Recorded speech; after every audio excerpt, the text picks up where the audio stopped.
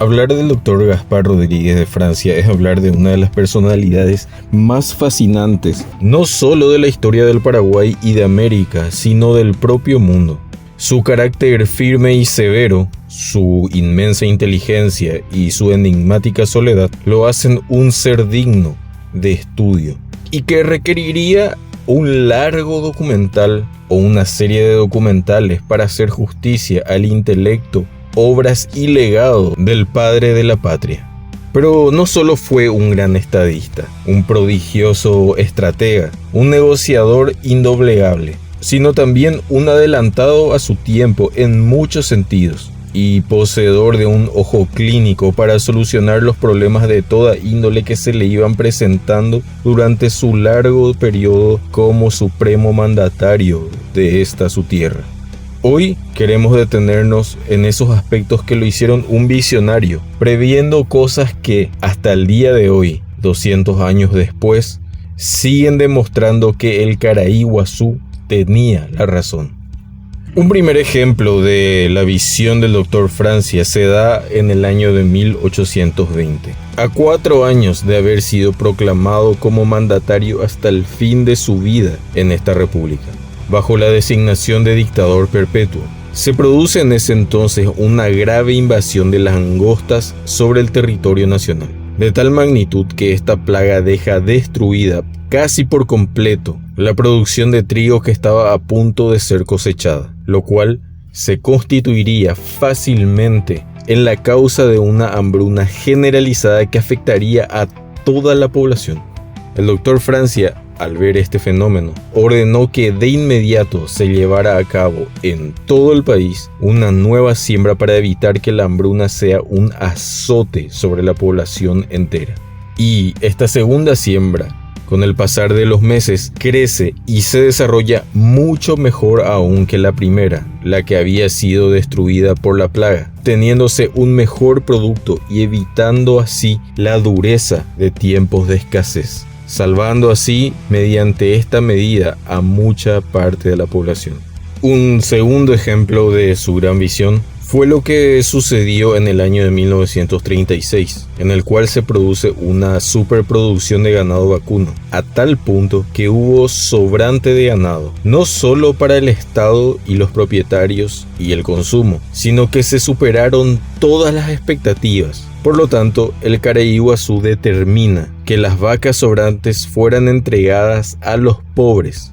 para ayuda y sostén de estos, demostrando que la riqueza del Estado debe retornar en forma de beneficios a los ciudadanos, quienes son dueños y los que generan esa riqueza. Recordemos que el Dr. Francia fue el único presidente que no dejó una fortuna tras su muerte, pues él se contentaba con lo necesario para vivir, y su mayor lujo era servir a ese país al cual había ayudado a dar forma mediante su intelecto y su gestión.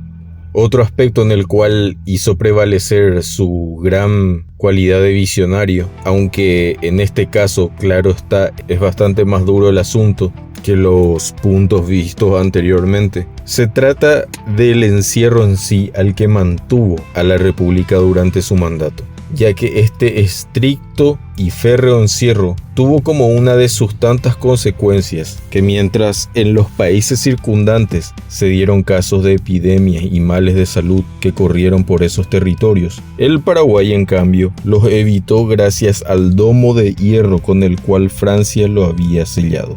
Pestes y plagas fueron las cosas de las cuales esta medida tomada por el Dr. Francia salvó también a la República. Y además de estas previsiones ya vistas, también hubo otra que, de haberse cumplido con mayor fuerza, severidad o tenacidad, habría significado también la salvación de muchas vidas perdidas bajo las oscuras garras de los mal llamados médicos naturales, naturalistas o yuyos. Pues en el año de 1817, el mandatario promulgó un decreto en el cual se mandaba a los jueces de paz que informaran todo lo que pudieran averiguar acerca de los embaucadores que se hacían llamar médicos, buscando tanto su lugar de residencia, sus nombres, nacionalidad, título, licencia y fama. y que una vez obtenido todo esto, se los intime a dejar de ejercer esas prácticas. Pues según las palabras escritas por el mismo Francia, a estos él los consideraba como aprovechadores de la ignorancia, la inconsideración o necesidad de los vecindarios, que se habían entrometido a practicar la delicada profesión de la medicina, suministrando drogas desconocidas a los pacientes sin tener título alguno, licencia ni autorización.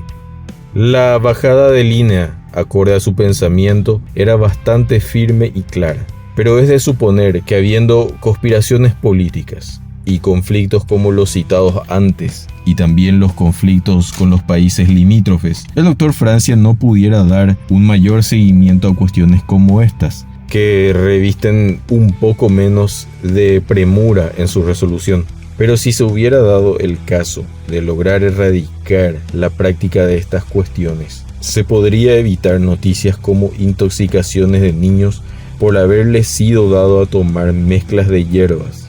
yuyos y algún que otro químico mezclado con estos, que muchos mal llamados médicos naturalistas o yuyos han protagonizado en distintos momentos de nuestra historia, y como lo son los casos recientes, como los que van apareciendo en pantalla en estos momentos,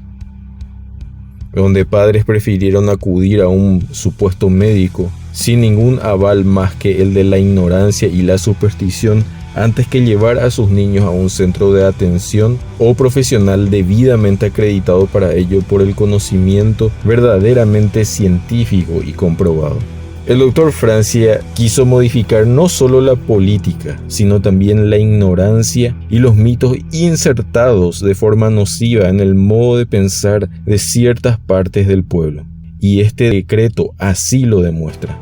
Es importante a veces ver que en el pasado ya se demostraban como equivocadas estas maneras de pensar, y el Caraí Iguazú dio muestra firme de ello.